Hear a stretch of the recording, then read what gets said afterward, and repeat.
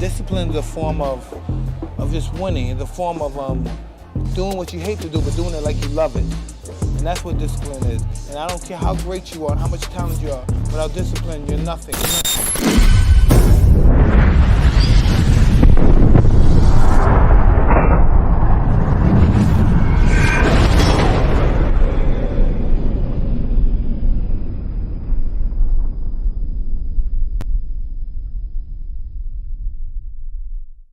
Welcome to this episode of Chattin with Staxx. I'm your host, Bill Staxx, and today I got Jocob Stitch Duran. What's going on, Bill? How are you? Good seeing you again, man. Now we finally get to talk on air. Thank you so much for taking the time. I know you're a busy guy. Oh, it's been crazy. I'm telling you, we'll talk about it, man. I got stories. So feel free to ask, man. I got stories. You got questions, I got answers. 100%. So before we get started, make sure you guys hit the like button, subscribe, and hit the notification bell so you can get my videos every time they drop. So you are the epitome of the American dream. Yeah. You want to tell the people about your early life, what it was like? Yeah, that's what I always tell people is that I'm no different than anybody else, man. I've just been blessed with opportunities, and those opportunities that have come, I've taken advantage of. But I grew up as a farm worker, in the San Joaquin Valley of California, which they consider the agricultural capital of the world because you have everything there. We grow everything. And for the most part, I tell people, if you ate it, I probably picked it for you. And the clothes you're wearing, I pick cotton, So I was born and raised in a migrant camp, and my birth certificate for my address is CPC number 12. That's for the California Packing Company. So we were farm workers. That's what I did all my life. The second grade, we moved to a little town called Planada, which is like 4 miles away from the camp. And that's where I grew up. There was like 1,500 people, all for the most part, farm workers. And so I played baseball. I was pretty good at baseball. So I walked on to Merced College. But unfortunately, I didn't have a car, so I would go to school with friends and they would, do their school, and I would stay and I would practice, and then I would have to hitchhike 9 miles back home. And, I didn't know nothing about scholarships and grants. And this is 1972. And I joined the Air Force, and they kind of, in 1974, they stationed me in a place called Thailand. And I always told myself if I went to the Orient, I'd want to study the martial arts. This was during the Bruce Lee era. Had friends that were already there, Staxx, and they invited me to some fights. And I'm thinking, being Mexican, I'm thinking boxing, right? And this guy throws a kick and knocks a guy out. And I said, oh, I'm in. Bingo. So before this point, have you ever been in a fight? Yeah, of course. We're all in fights, right? But street fights, and that's why a lot of times we always have our backs against the wall, even till now, because in the summertime, that's a good question. In the summertime, our little town would get from 1,500 people to 3,000-4,000 because there were farm workers. There's farm workers coming from Arizona, New Mexico, Texas, Mexico to come pick the crops. And of course, they would bring their daughters and sisters, and of course we would hit up on them. So you had to learn how to fight. But that wasn't the issue. So I got into the martial arts and I trained there for that whole year and got into boxing. And then I opened up a school of kickboxing with a credit card, show you how crazy I was. And I was a trainer before I was a cutman, and I promoted fighters and I managed them. And, I did everything that was manageable. And being a cutman was floating to the top. So I moved to Vegas 28 years ago. And here I am talking to you again. How did you go from... Did you want to be a cutman, and who did you look up to back then? Who were your inspirations? Yeah, good question. I never thought about being a cutman. It was just one of the programs I had to learn to work with my fighters, and wrapping hands and working cuts, especially in kickboxing, was it was mandatory almost. But that's a good question. In those days, it was boxing only. And these boxing guys would not tell you their secrets. They thought that he would take their job. But I remember Bone Crusher Smith fought Marvis Frazier, the son of Joe Frazier in Richmond, California. And I was making the progression into being a cut man. And this guy did a nice job on cuts. And I went over there and I asked him, I say, look, I'm trying to learn to be a cut man. Can you tell me what you did? He says, fuck you. He says, I'm taking this to my grave and you got to learn like me. And he walked away. And I felt about this big. And I said, I'm never going to be like that, man. I'm going to teach. I was a martial artist anyway. So our job is always to teach, right? And so, I mean, I've done this story hundreds of times. I've never mentioned his name once because that wasn't important. But now I go back with Andre Ward. He's the undisputed champ in Oakland. I lived in Oakland also, right? For many years. That's where I got started in boxing. And, of course, my credibility went up a lot. And he forgot about it. And now him and his son want to take a picture with me, you know. So I did. And I thought deep inside, I said, yep, you know, I got you, man. You just let me be not like you, but to go out there and help people. And that's what I've been doing. Is my legacy is to teach and take care of fighters. Yeah, that abrasive attitude, like people that are cocky. There's a lot of them out there. I'm sure you run across them all the time. Hey, I did a show at the Garden. Vladimir Klitschko's fighting. I can't remember who's fighting. Layla Ali's in the dressing room. But I get in early because I'm working with one of the Ukrainian fighters, one of the earlier fights. And I'm in the dressing room and I'm down on my knees. I'm opening up my bag and I'm getting all my stuff out. This guy from behind me says, I'm from New York. No, you're from Los Angeles. I'm from New York. And I looked back and I said, I'm from Las Vegas, you know. But then I'm thinking, I said, what was going through his mind, you know, for him to come over there and throw that comment out at me. He said, you're from Los Angeles. I'm from New York. I said, okay, we're good. Well, I'm from Las Vegas, you know. Yeah. So do you come across that a lot, or have you ever been challenged? Like you're around all these fighters all the time. Has anyone ever challenged you? No. I've been fortunate enough at that. They know I come in with good intentions, and for the most part, you know, it was the old veterans that had that mentality that I'm taking this to my grave, and you got to learn just like me, you know. But now I always make a lot of comments on what not to do as a cut man, you know. So I try to help guys out as much as possible. That's great, man. You're teaching people for the next generation that's coming up. Well, you have to, you know, Staxx, because my only job is to take care of these fighters, you know, and before, I mean, that's our only job. And when you look at the long-term damages that these guys could receive, number one, it's a tough business. You know, it's a tough business, and it's a hurt business. And as Eddie Mustafa Muhammad, the great legendary Hall of Famer, said, you know, our ultimate goal is to render our opponent unconscious, and that's a knockout, you know. So you know, to get the knockout, you're going to create some kind of damage for somebody down the road, and I understand that, and I think fighters understand that. So you know, my job has always been to protect them, and the guys that I work with and I try to teach, and guys that try to emulate what we do, is take care of the fighter. Our only objective. I done so many fights, Staxx, that I don't care if they win. Well, I do care if they win, you know, lose, but that's not my issue. You know, world title fight. Somebody asked me the other day, I said, how many world title fights have you done? I said, man, I can't even count them. There's hundreds and hundreds and hundreds, but those aren't even the issues anymore. It's about the characters, and that's what makes my job so much fun. So now you wrap hands, you take care of people's wounds. Has anybody had any injuries on their hands or their bodies? Because I know you take care of the face and the hands, but has anybody had any injuries on their body where you're like it's just different, right? Yeah, Andre Ward. I can't remember who was going to fight, but I get into town and Virgil Hunter, his coach, says Andre hurt his hand in training, and I said, all right. So I know psychology is also a major part of what we do, right?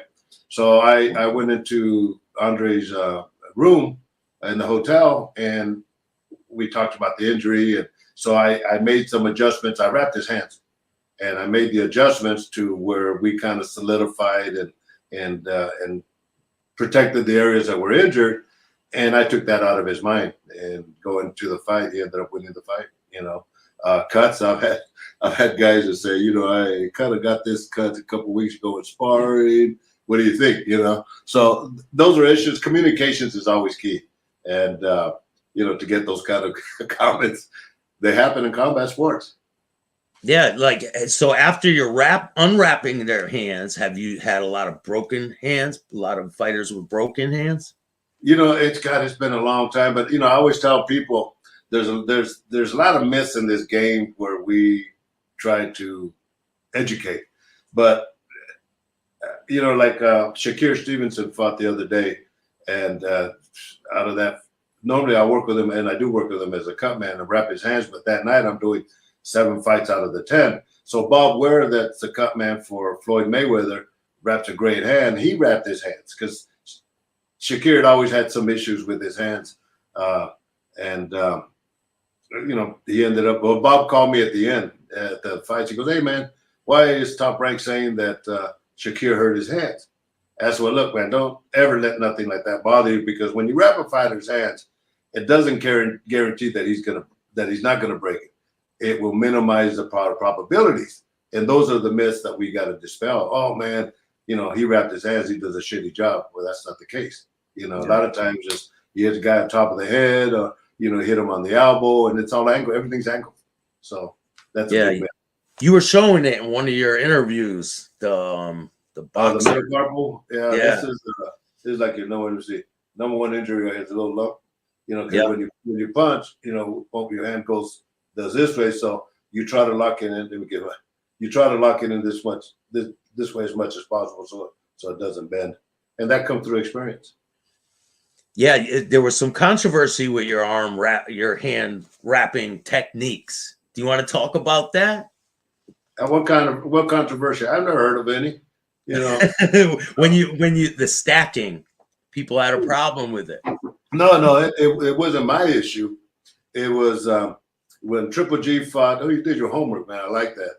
When Triple G fought Canelo the first time, Tom Loeffler called me, and we're friends. He also worked with the Klitschko's, and I worked with the Klitschko's for 8 years. And he asked me, he says, "What do you think about stacking?" And because they had filed a complaint with the Nevada State Athletic Commission. So Tom asked me what I thought about stacking. I said, "It's bullshit."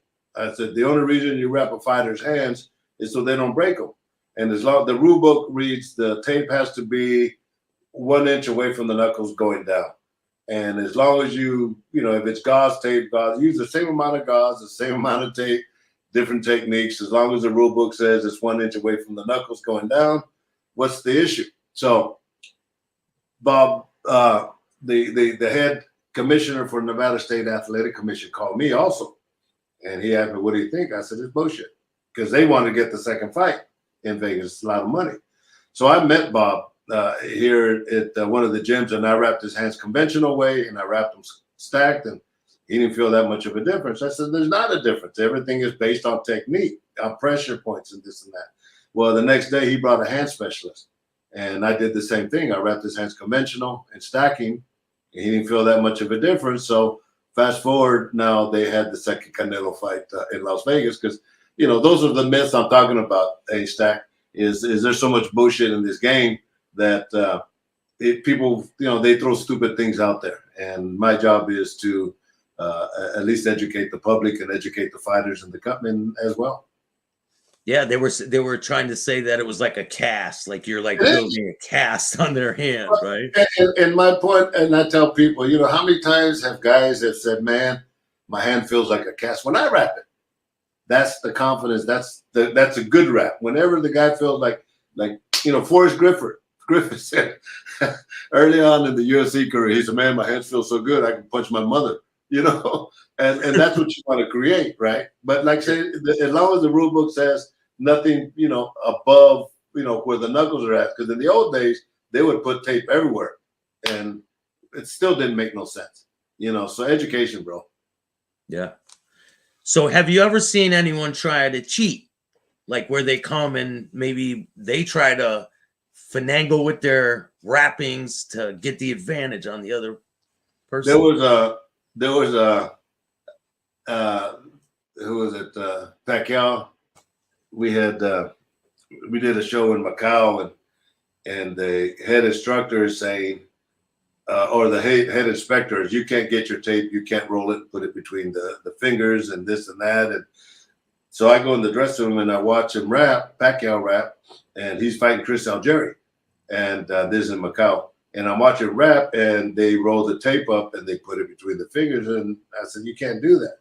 So I talked to the head inspector, the guy that says you can't do it, and he said, well, this is boxing, And I said, well, bullshit, But that's what I'm talking about. It was just all these different adjustments and all that. So yeah, they try to cheat, and to me they're stupid, because as you look at logic, all right, the theory behind rolling the tape, they would use the whole inch tape or 2-inch tape and roll it and make it thicker, and then it would go between the fingers, and their theory that it would penetrate and go through the glove.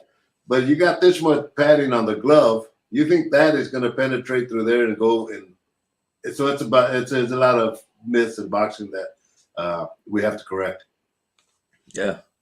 So is there a big difference for you doing a fight in the U.S. versus out of the U.S. with the technique you use or the regulations that they have? No, the techniques I use are all international. Those are the ones I always try to teach because they are international. But some commissions aren't as good as others. Being here in Las Vegas, the best commission, just worldwide in what they do. So a lot that I've learned through the doctors and everything, and I apply that with these guys. But no, it's never been an issue. And I'll go into different countries and they respect me for what I do. Yeah. Like I've even had a doctor that said, Stitch, I'm good at what I do, but I'm not good at what you do. So yeah, they understand now at this level that I'm not here to cheat the game. I'm far from it. I'm here to educate. And you have some guys that will question me, not knowing, not having an answer, right? And I'll put them in check and I'll embarrass them in front of everybody. So what about, are you ever the cut man and the rap man for both sides? Yeah, I've done it all the time, especially in the MMA. I do it all the time, and I'll be wrapping your hands and working your opponent's corner. And next time I'll be working your corner and wrapping his hands. I'm not there. I'm here to take care of you. You're there to fight. So and my job is to give you every probability to win the fight. That's it, simple as that. And it even happens now with boxing, and I'm leaving tomorrow. I'm working with Shane Mosley Jr. in Houston on the zone, but working with Top Rank, they brought us in, me and Mike Basil as house cutmen, and it's often I'll wrap your hands and work your opponent's corner, and they understand that I'm not here. Whoever calls, man, you all got my number. So. Has anyone ever got mad? The opponent, why you wrapping his hand? Like, did anyone ever? No. Nah, Vitor Belfort said it best in an interview. He says, when I see Stitch walking into the dressing room, even though I know he's working the other corner, he brings that calming effect. And that's my mission. My one and only mission is to bring that calming effect and to take care of these guys. Boost their confidence. A lot of people when they see you, yeah. Little things in life, and Vladimir Klitschko. I'll give you an example. When he fought Anthony Joshua, his last fight at Wembley Stadium, I didn't get there till Thursday night, so I didn't see him till Friday at the weigh-ins. But I'm sitting there, and I'm talking to him, and him and Vitaly, and getting the details on how you feel and this and that, what have you not. Finally, at the end, I put my hand on Vladimir's shoulder and I said, look, don't worry about nothing tomorrow. We'll take care of you like you're my son. And I leave because I know he can't. The night before, these guys can't sleep, right? Yeah. Man, I put the Vaseline on him. They stacked 90,000 crazy Brits. Sounds like about 150,000 Americans. Just loud, right?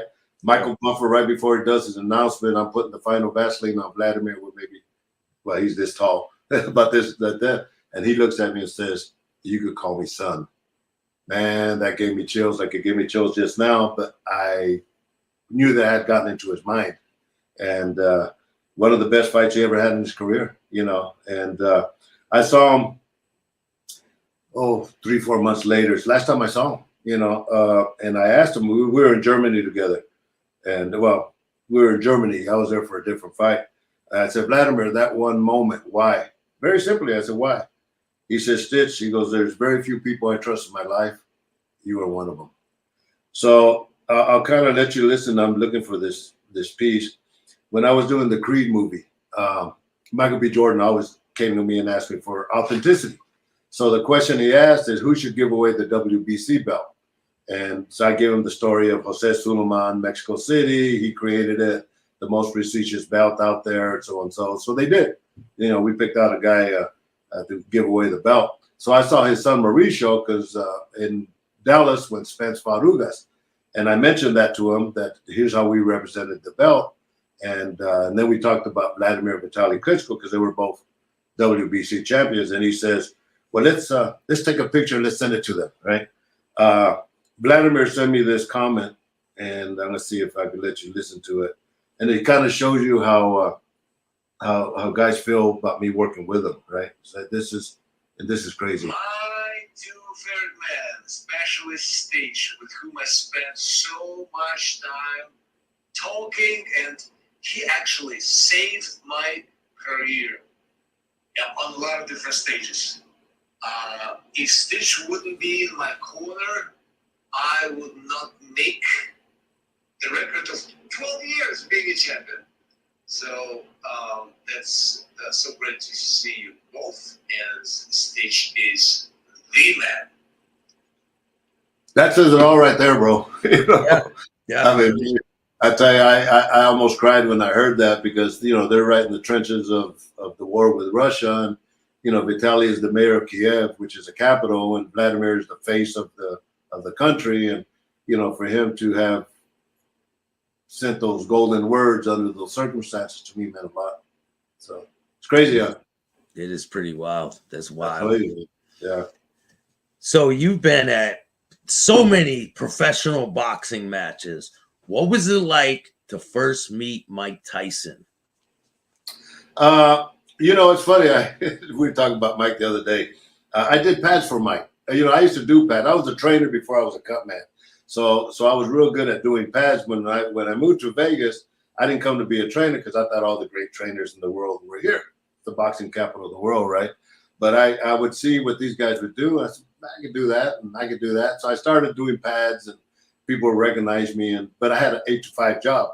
I worked for R.J. Reynolds Tobacco Company, but I would sneak off during the pros train in the daytime from like 12 to 4, and I would sneak off and go do some pads and go back. So Panama Lewis, if you remember Panama Lewis, a crazy guy, he called me to do pads for Mike. And I would have been, because we would always train in the same gym, and I would have been happy just to do 1 week worth of pad work with him, or one day. I ended up doing like 2 weeks worth of work, and then he left because he was getting a divorce, and he came back and he started working with Freddie Roach. But I had known Mike before that, and I worked with some of his fighters, and I remember Mike, we're in Phoenix, Arizona. Danny Batchelder is fighting, and we're in the dressing room, and Mike ordered Alaskan King Crack for the dressing room, and we're there, we're talking, and he's talking about his time in prison and how he was on the phone, and this guy keeps walking back and forth, and he's looking at him, and the guy's looking at Mike, and finally some of the guys in the prison says, Mike, don't worry about it. We got you covered with this guy, you know? And but no, just to have done pads with Mike was pretty awesome, and you know, yeah, super guy, man. That was before he got the tattoo, right? Well, hey, man, that was before he got his tattoos. And you know, this guy took a picture of us, and the next day wanted to sell it to me for $50. And I said, man, what a piece of garbage. I said, I would have bought it just because it was me and Mike, right? But if it was $20, $25, okay, it would have been a different story, right? And but yeah, $50. I told him to kind of kiss my ass. Oh, because they didn't have camera phones back then. It wasn't that. No, he took a picture. Yeah. So I listened to another thing of. So years back I did I put a documentary together with this young kid, John Barnhouse, that just graduated from the American Film Institute. And I knew zero about film, but he had read where I wanted to do videos. And the videos I wanted to do were wrapping hands and working cuts, educational. Well, we got so many interviews that we decided to make a documentary called Boxer's Nightmare. Never did nothing with it. But all these guys are Hall of Famers. Well, 20 years later, I hadn't seen it in 20 years. John passed away about 6 months ago. And young kid, he was like 43 at this point. He was like 23 when he graduated. And I hadn't seen this film in such a long time that I looked at it as a tribute to him. And I looked at it and I realized, I said, everybody I have here are all Hall of Famers. Everybody I interviewed are all Hall of Famers. Some are dead now. Emanuel Stewart, Chuck Bodak, Mills Lane, you know, these guys all passed away. And got so Mike Tyson before he got his tattoo. So the question I asked Mike is,